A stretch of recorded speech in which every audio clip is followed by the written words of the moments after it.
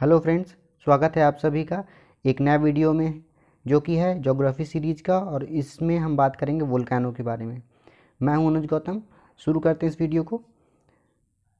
इस वीडियो में हम जो बात करेंगे, मतलब कौन कौन से टॉपिक हम डिस्कस करने वाले हैं, वो हैं वोल्केनो, उनके कॉजेज़ क्या हैं, फिर वोल्केनो के बारे में हम बेसिक्स पढ़ेंगे, फिर क्लासिफिकेशन क्या होता है वोल्केनो का, किस किस बेसिस पर उनके क्लासिफिकेशन होते हैं, फिर हम पढ़ेंगे टाइप्स ऑफ वोल्केनो, कितने टाइप्स होते हैं और उनके बारे में कुछ पढ़ेंगे। फिर देखेंगे कि दुनिया के किस किस भाग में वोल्केनोज़ हैं और जो भाग में वोल्केनो हैं उनके कारण भी हैं। और फिर देखेंगे कि अंत में कि इनका ओवरऑल इफ़ेक्ट क्या होता है, पॉजिटिव और नेगेटिव। ये आपको बहुत जान के हैरानी होगी कि वोल्केनो के पॉजिटिव इफ़ेक्ट्स भी होते हैं, क्योंकि हम अधिकतर देखते हैं कि हाँ तबाही होती है वोल्केनो से, जो लावा निकलता है उससे। ठीक, तो शुरू करते हैं इस वीडियो को।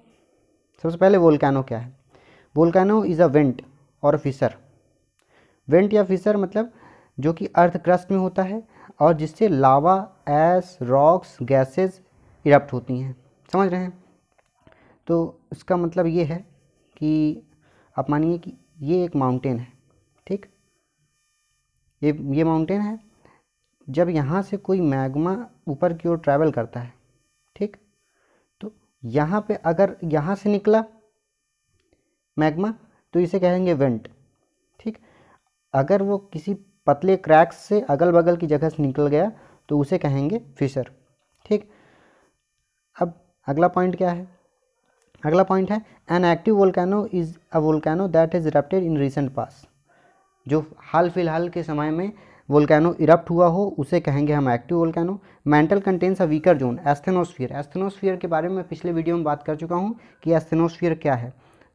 मैं फिर से बता रहा हूँ कि क्रस्ट के बाद हमारा जो मेंटल शुरू होता है। मेंटल में सबसे ऊपरी भाग तो सॉलिड है, उसके नीचे एक वीकर जोन है जिसमें लिक्विफाइड स्टेट में है मटेरियल पड़ा हुआ है, उसे कहते हैं एस्थेनोस्फीयर। तो वही एस्थेनोस्फीयर का जो लिक्विड स्टेट का जो मैग्मा है वही बाहर आता है, तब जाके वो लावा बनता है। Magma is a material present in asthenosphere. वही बात है कि एस्थेनोस्फीयर में जो प्रेजेंट है वही है मैग्मा।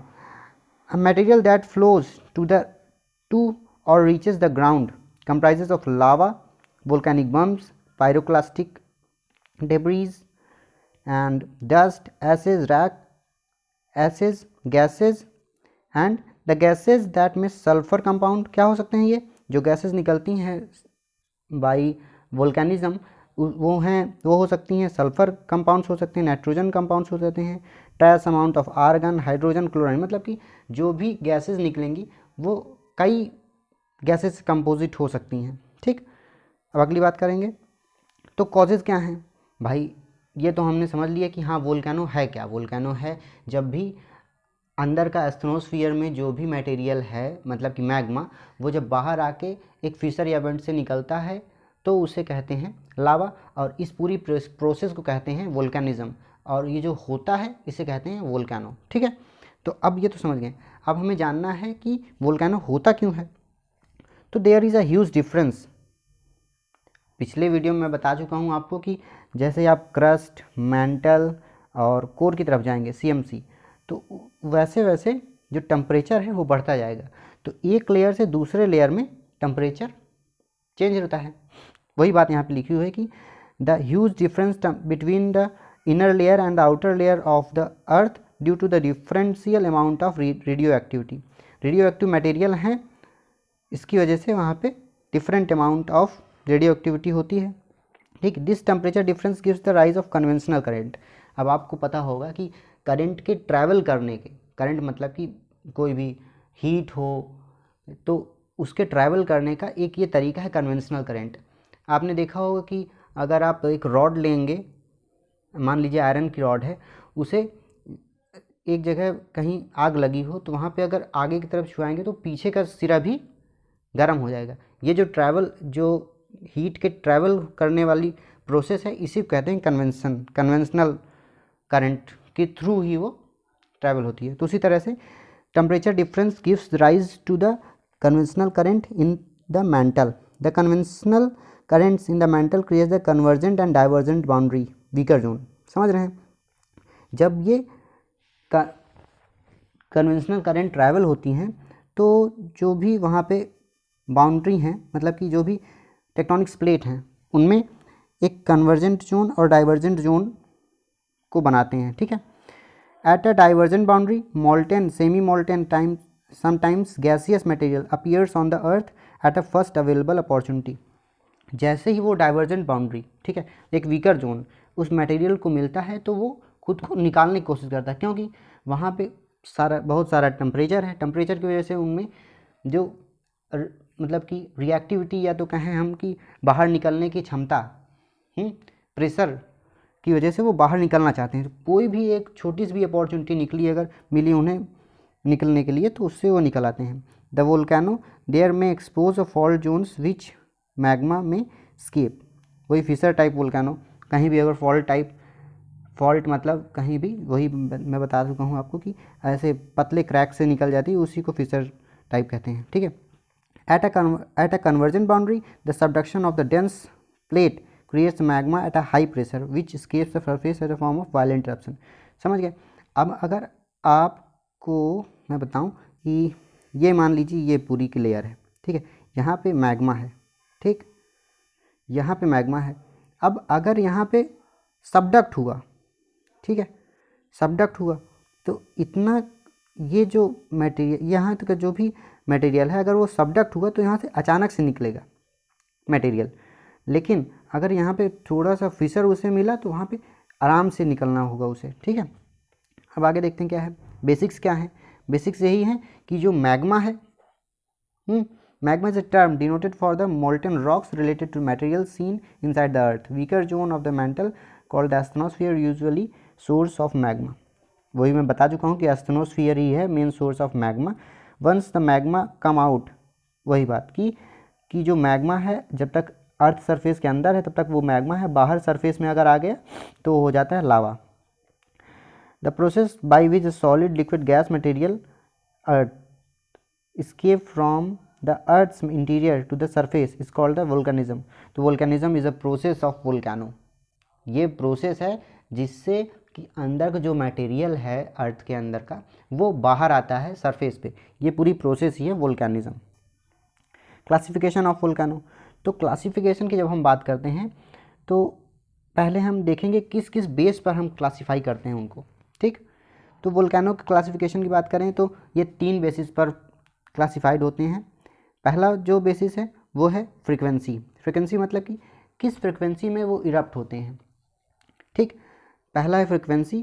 फ्रीक्वेंसी के अंदर आते हैं active, dormant and extinct. Active क्या है? जो हाल फिलहाल में हो रहे हों, मतलब उनकी इरप्शन हो रही हो। डोरमेंट क्या है? जो हो चुके हैं और संभावित हैं कि हाँ होंगे, इरप्ट हो चुके हैं या तो संभावित हैं कि वो इरप्ट होंगे। और एक्सटिंक्ट क्या है? जो कई सालों पहले इरप्ट हो चुके हैं लेकिन अब उनके आगे इरप्ट होने की संभावना नहीं है। दूसरा जो बेसिस है वो है based on the eruption. Eruption की बात करें तो 2 तरीके से, मतलब कि किस टाइप से वो इरप्ट होते हैं, तो उसके 2 तरीके हैं। ये माउंटेन है, अगर यहाँ से सीधे निकला तो इसे वेंट टाइप कहते हैं, मतलब सेंटर टाइप, और दूसरा है फिशर टाइप। ठीक। तीसरा बेसिस है वो है based on the characteristic of the lava.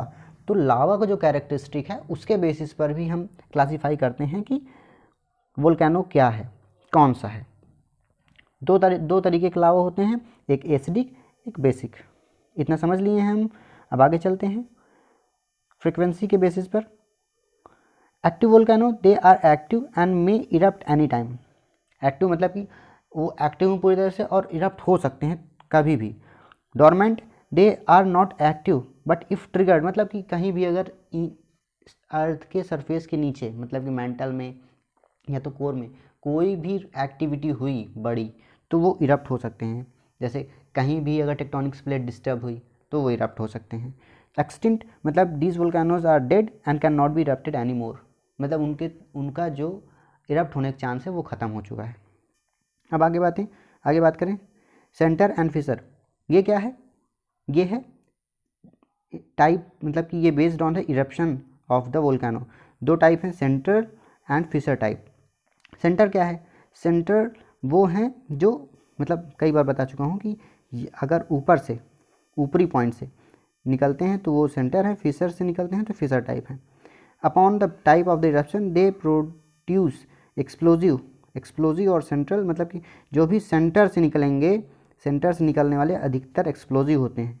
जो फिशर से होते हैं वो धीरे धीरे निकलते रहते हैं, मतलब कि उनको क्वाइट कहा जा सकता है। The explosive eruption are caused by the buildup of gases and highly viscous thick and slow flowing magma trap deep within the volcano.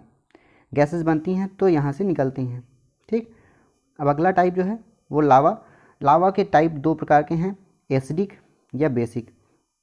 उसी को हम कह सकते हैं, बेसिक को हम कह सकते हैं बसाल्टिक, या तो हम कह सकते हैं सील्ड वोल्केनो। ठीक, और एसिडिक को हम कह सकते हैं एंडेसिटिक या तो कंपोजिट या स्ट्रैटो वोल्केनिक। स्ट्रैटो का मतलब होता है, स्ट्राटा मीन्स ये होता है कि एक लेयर वाइज। ठीक, अब चलें एसिडिक और एंडेस्टिक, कंपोजिट और स्ट्रैटो वोल्केनिक लावा। अब हम ये कैरेक्टरिस्टिक इसकी समझेंगे कि जो एसिडिक लावा है वो कैसा होता है, उसकी क्या कैरेक्टरिस्टिक है। अगर वो किसी माउंटेन से निकला तो उसका शेप कैसा बनेगा, चलते हैं सीखते हैं।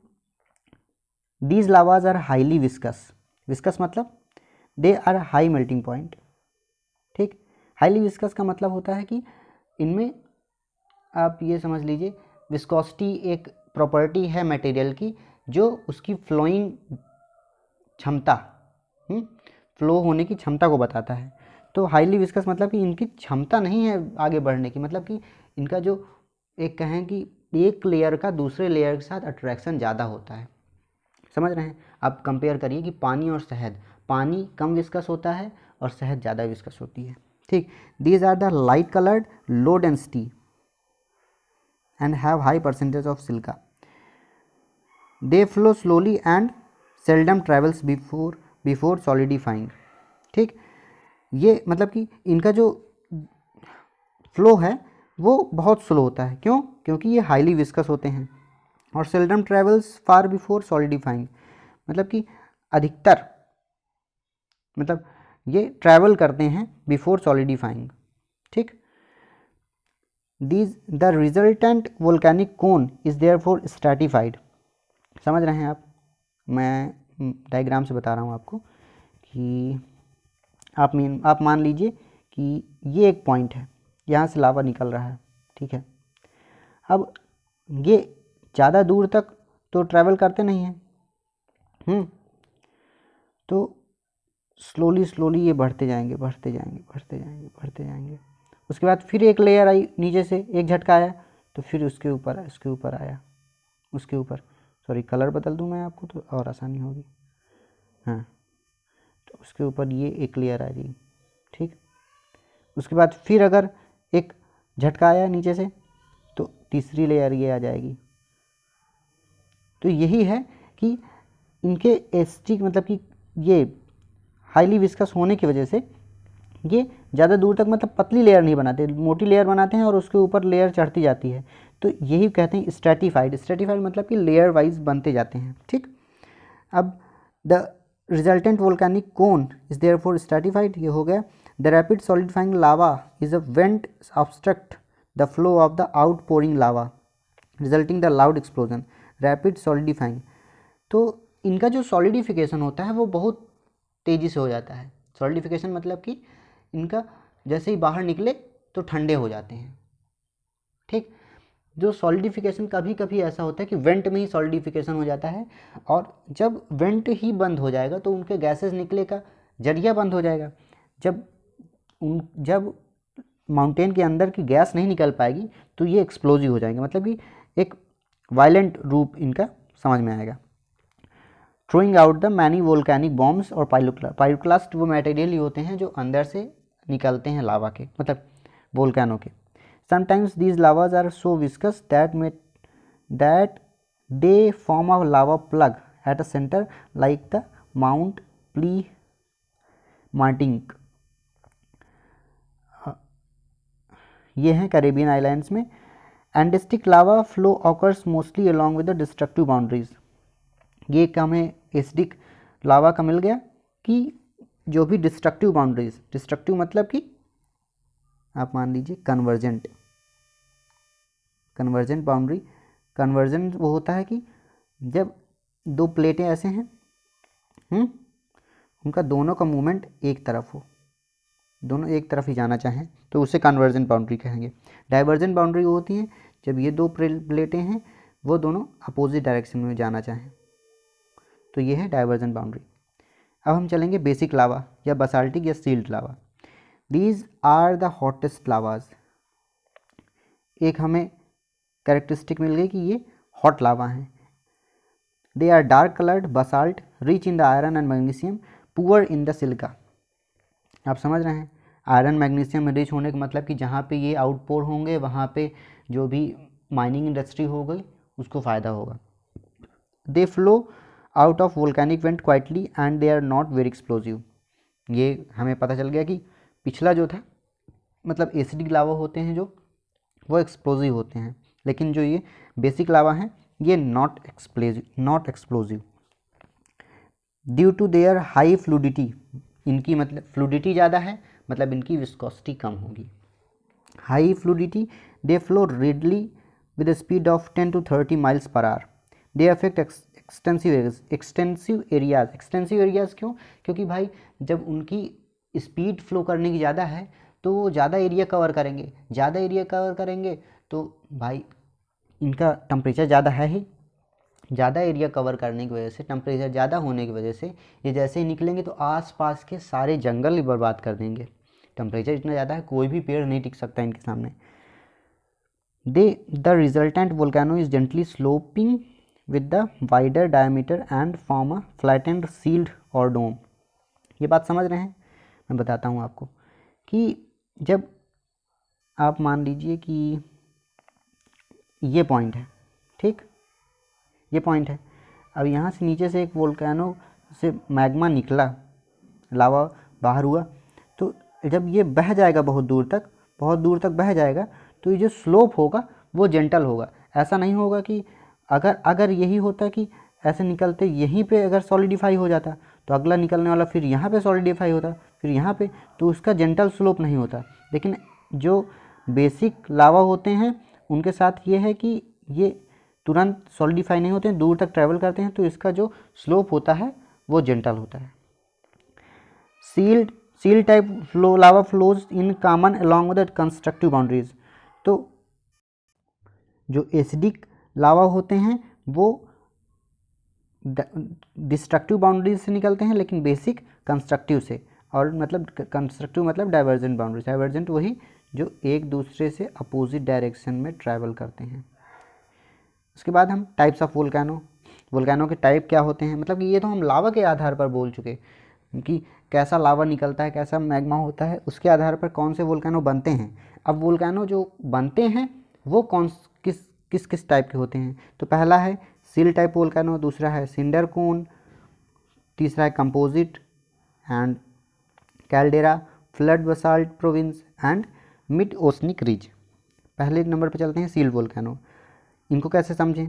They are not very steep मतलब कि वही बात है कि सील्ड वोल्केनो जो हैं वो बेसिक टाइप के लावा से बनते हैं जो कि स्टीप नहीं होते हैं। ये मैं बता चुका हूँ, क्योंकि उनमें जो विस्कोसिटी होती है वो कम होती है, फ्लूडिटी जो होती है वो ज़्यादा होती है। फ्लूडिटी ज़्यादा होने की वजह से वो दूर तक ट्रैवल करते हैं और ज़्यादा ऊंचा या तो कोन टाइप आकार नहीं बना पाते। They are largest of all volcanoes. Largest क्योंकि वो जैसे ही निकलते हैं तो दूर तक ट्रैवल करते हैं जगह, इसलिए वो लार्जेस्ट।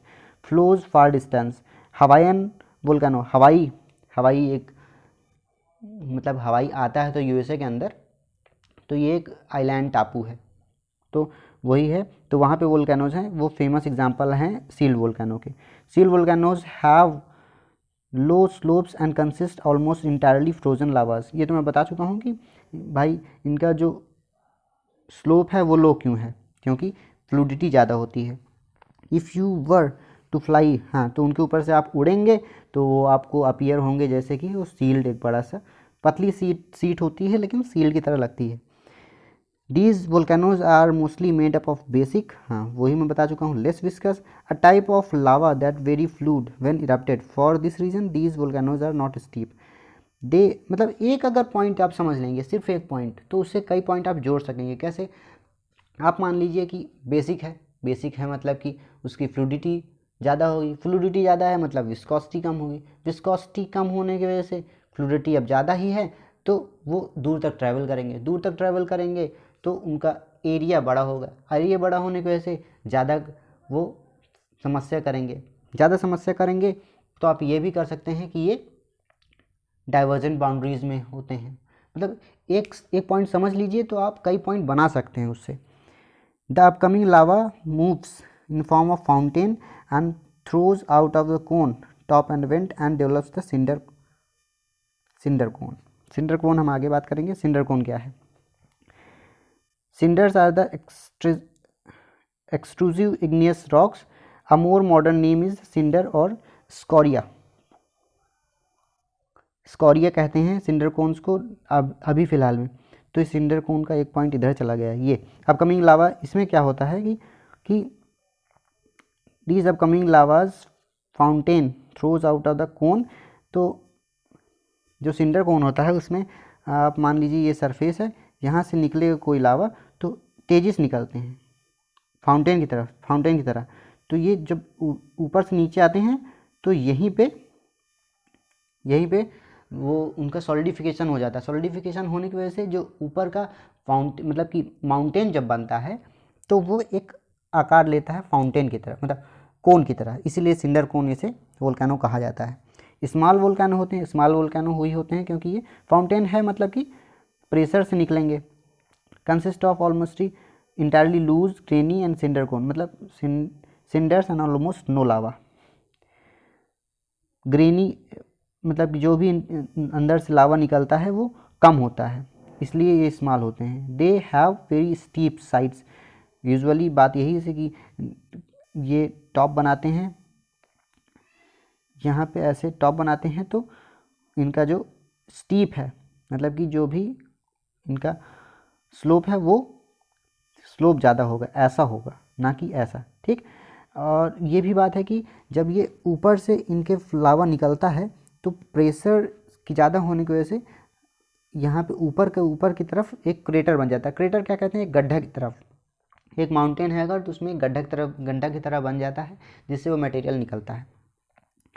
अब चलते हैं कंपोजिट वोल्केनो। इनका शेप होता है cone shaped with a moderately steep, मतलब कि जो सिंडर कोन है उसका स्लोप ज़्यादा होता है, लेकिन जो सील्ड है उसका स्लोप बहुत कम होता है। कंपोजिट वोल्केनो इनका बीच का, मतलब कि ना ज़्यादा कम ना ज़्यादा बहुत ज़्यादा, ठीक है।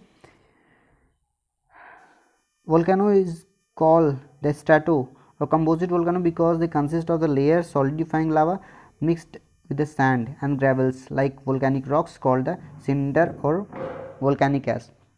तो कंपोजिट वोल्केनो के बारे में बता चुका हूँ कि ये निकलेंगे किसी सरफेस से लावा तो ऐसे यहीं पे सॉलिडिफिकेशन हो जाएगा, फिर उसके बाद उसके ऊपर सॉलिडिफिकेशन, फिर सॉलिडिफिकेशन, तो एक स्ट्रैटा की तरह पूरा माउंटेन बन जाता है, ठीक।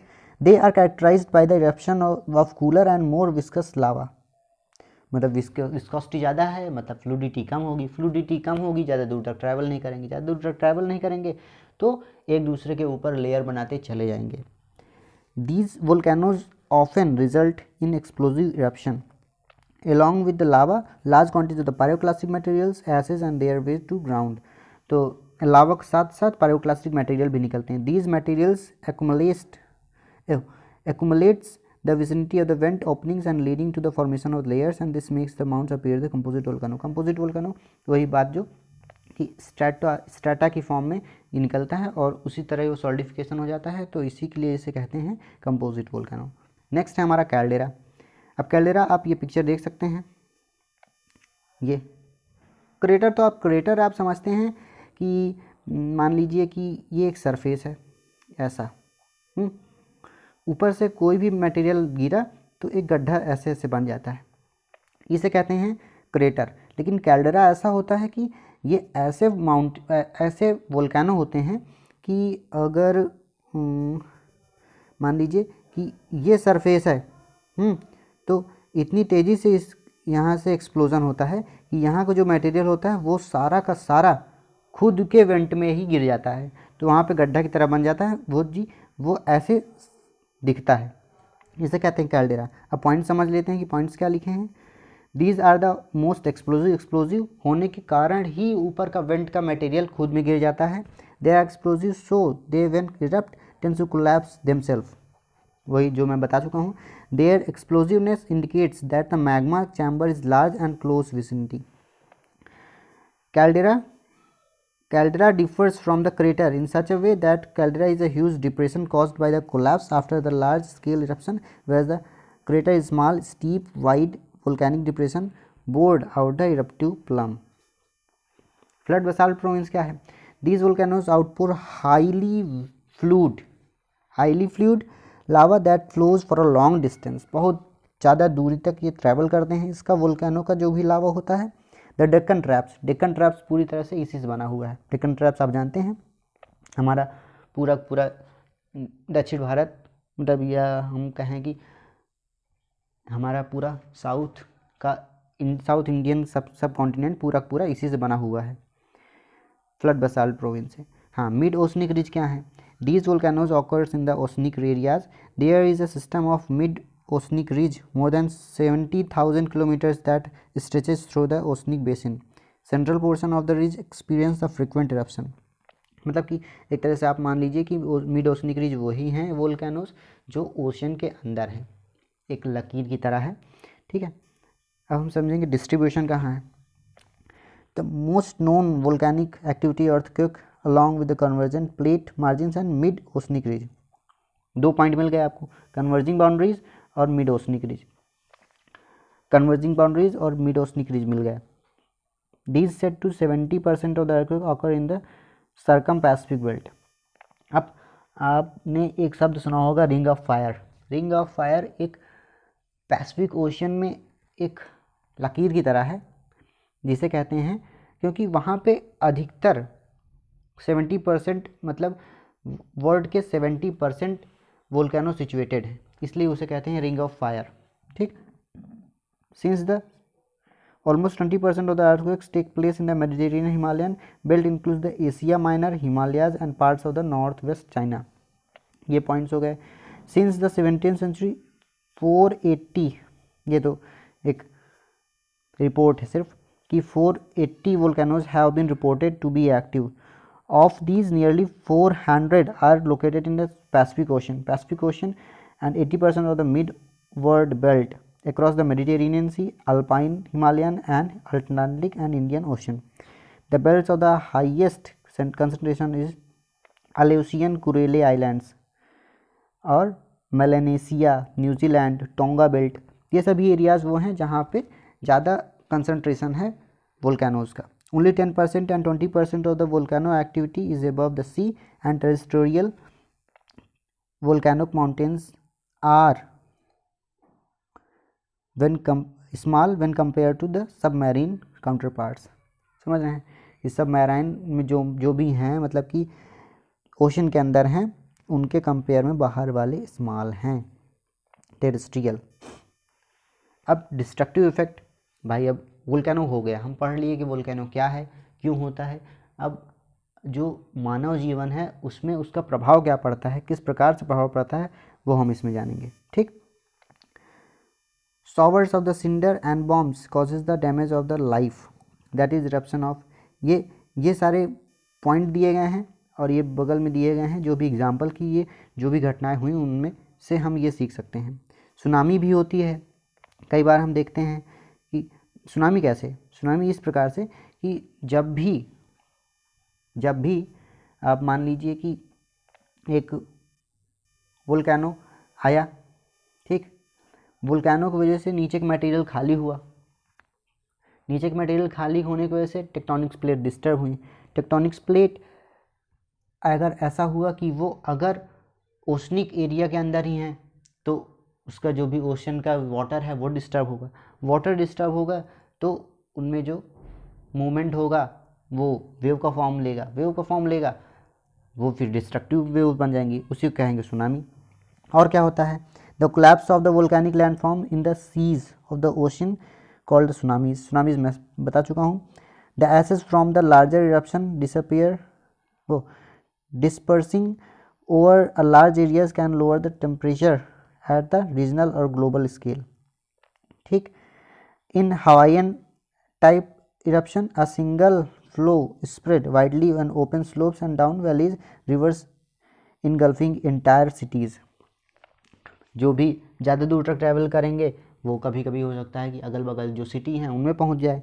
लहर्स a violent type of mud flow or debris of the flow can bury entire city। वही बात है कि आप सोच के देखिए कि एक लावा जब निकलेगा, अगर फ्लूडिटी ज़्यादा है तो पूरा जंगल अगल बगल जो भी रहेगा उसे सबडक्ट कर लेगा। Powerful winds drives the gases, हाँ अब मेन टर्म आया कि उससे जो गैसेस निकलेंगी वो भी विंड्स के साथ कहीं जाएंगी। तो जो लावा गया दूर तक वो तो गया, वो तो डायरेक्ट इम्पैक्ट है, लेकिन उसकी जो गैसेस हैं वो विंड के साथ जाएंगी, तो जहाँ तक वो विंड जाएंगी वहाँ तक वो लाइफ को डिस्टर्ब करेंगी। ऐसा ही हुआ था यूरोप में, जब एक स्ट्रेटोवोल्केनो इन आइलैंड इरप्ट हुआ था। ठीक, यह है 2010 की बात। Super eruption can cause a small scale extinction event, Toba eruption. अब हम पॉजिटिव इफेक्ट्स की बात करेंगे, पहले हम बात करेंगे वोल्केनिज्म और एसिड रेन ओजोन डिस्ट्रक्शन क्या है। देखिए मैं आपको समझा रहा हूँ, पॉइंट्स भी बाद में हम ध्यान देंगे कि वोल्केनिज्म क्या है। वोल्केनिज्म में एक वेंट से निकला मटेरियल के साथ साथ जो भी एसेस निकली, पायरोक्लास्टिक मटेरियल निकले, वो निकले। जब जो गैसेस निकली, गैसेस में पहले बता चुका हूँ कि नाइट्रोजन हो सकता है, आर्गन हो सकता है और हाइड्रोजन, ठीक है, सल्फर हो सकता है, ये निकली। सल्फर तो ऐसे भी बदबूदार गैस होती है, ठीक है। तो ये निकली और उसके साथ अगर पावरफुल विंड भी बगल से आ गई, मान लीजिए यहाँ से निकली, अब ये गैसेस निकली, इधर से विंड आ गई, ठीक है, जो कि काफ़ी पावरफुल है, इसे लॉन्ग डिस्टेंस से ट्रैवल करा सकती है। तो यहाँ पे जो भी सिटी होंगे उनकी लाइफ भी डिस्टर्ब होगी। इसके साथ साथ जब ये विंड्स किसी मॉइस्चर को पकड़ लेंगी, मतलब कि मॉइस्चर को पकड़ने से मतलब कि किसी भी क्लाउड के साथ खुद को अटैच कर देंगी, ठीक, तो हम जानते हैं सल्फ़र है, ऑक्सीजन के साथ बनेगा, ठीक है। तो ये सब एसिड बनाते हैं, एसिड बनाएंगे तो फिर वो एसिड रेन का फॉर्म ले लेगा, ठीक है। तो जब भी एसिड रेन होती है तो इंटायर जो बायोडाइवर्सिटी होती है उसे इफेक्ट करती है। ओजोन डिस्ट्रक्शन का मतलब है ये कि जो भी उसमें से सल्फ़र, कार्बन और हाइड्रोजन निकलेंगे, जो भी सल्फ़र निकलेगी उससे जो ओजोन लेयर है वो डिस्टर्ब होगी। अब हम बात करें, हाँ ये आप चित्र से समझ सकते हैं कि मान लीजिए ये इरप्ट हुआ, ये गैसेस बनी, गैसेस इधर क्लाउड में अटैच हुई, क्लाउड के साथ साथ उनमें बारिश हुई। अब ये हुआ एसिड रेन और ओजोन। इस चित्र से आप समझ सकते हैं कि जब SO2 ऑक्सीजन के साथ मिला, मतलब कि H2O के साथ मिला तो H2SO4 बनाया। SO2 मतलब सल्फ़र डाइऑक्साइड तो निकलेगा ही अंदर से, तो वहाँ सल्फ़र हो गई और यहाँ पे H2O से मिला तो H2SO4 बनाया, जो कि एक एसिड है, और एसिड बारिश के साथ नीचे आया तो इसे कहते हैं एसिड रेन। अब positive effects of volcano. Positive effects क्या हैं? Creates the new fertile landforms,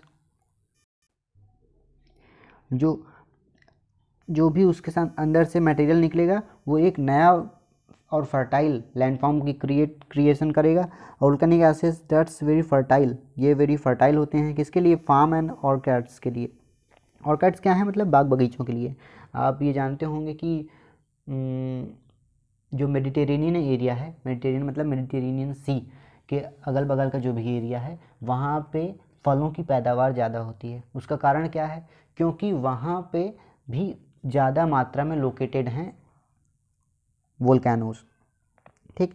Although steep volcano slopes are prevent extensive agriculture and forestry operations, so on themselves valuable timber.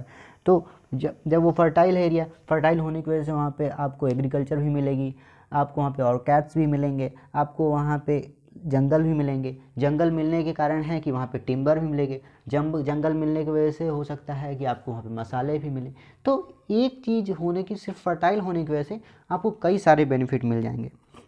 The farmed kimberlite rocks of South Africa, source of the diamond and peace pipe of an ancient volcano। तो जो भी एक kimberlite जगह है south Africa में, वो source of diamond, जो कि कभी एक पाइप था, पाइप मतलब कि एक वेंट था, वोल्केनो था। The vicinity of active volcano waters the depth and overhead from contract with the hot magma giving the springs and geyser. हाँ, अब जब भाई उसके अंदर का मटेरियल, मतलब नीचे, जब भी अगर नीचे वोल्केनो का मैग्मा है, ऊपर पानी होगा, तो वो गर्म होकर वहाँ पे उसमें से भाप उठेगी। उसी ऐसी जगहों को बोलते हैं स्प्रिंग या गीज़र। आप कई जगह देखे होंगे कि जैसे बद्रीनाथ है, वहाँ पे गर्म पानी के कुंड हैं। तो वो सब लोग कहते हैं कि भगवान की महिमा है, लेकिन इसका जो कारण है ये कि उसके नीचे जो मैग्मा है, मैग्मा की वजह से ही वहाँ का पानी जो वहाँ पे कुंड में जमा हुआ है वो गर्म है। ठीक है। The Puga valley Ladakh and Manikaran in Himachal Pradesh are promising spot in India for the generation of the geothermal electricity. Geothermal electricity क्या है? मतलब कि जो नीचे पानी है उसकी पानी जो है वो गर्म हो जाता है लावा की वजह से, मैग्मा की वजह से, वही इलेक्ट्रिसिटी बनाने में काम आती है उसकी भाप। तो ये पूगा वैली की एक फ़ोटो है, ये लद्दाख में है। ठीक है। तो और क्या है? Geothermal potential can be use for the space heating, जगह भी ये है। और scenic features of the great beauty of affecting the tourist trade भी होता है इससे ज़्यादा। सेवरल प्लेसेस नेशनल पार्क भी इससे, मतलब कि वोल्केनो जब एरिया फर्टाइल होगा तो लैंड फर्टाइल होने के कारण वहाँ पे जंगल होंगे तो वहाँ पे एनिमल्स आएंगे। एनिमल्स होने की वजह से वहाँ पे नेशनल पार्क जो भी हैं वो अच्छे से मेंटेन किए जा सकते हैं। The heat from the earth entire areas volcanic activities cause the generation of geothermal electricity. Geothermal electricity की बात कर चुका हूँ मैं। मिनरल रिसोर्सेज आते हैं, जहाँ पे भी वोल्केनिक इरप्शन होगा वहाँ पे आयरन, मैग्नीशियम, ये सारे एलिमेंट्स पाए जाएंगे। तो वहाँ पे जो माइनिंग इंडस्ट्री है उसके लिए फ़ायदा है। Volcanic rocks yield a very fertile soil upon the withering and decomposition. Fertile की बात मैं कर ही चुका हूँ। सो हम पूरी बात कर चुके हैं वोल्केनो के बारे में। तो उम्मीद है आपको ये वीडियो पसंद आया होगा। अगर पसंद आया है तो चैनल को सब्सक्राइब करें, वीडियो को लाइक करें। इन्फॉर्मेशन है आप शेयर कर सकते हैं, तो लोगों को शेयर करें जिनको ज़रूरत है। सो इस वीडियो के लिए इतना ही। Thank you.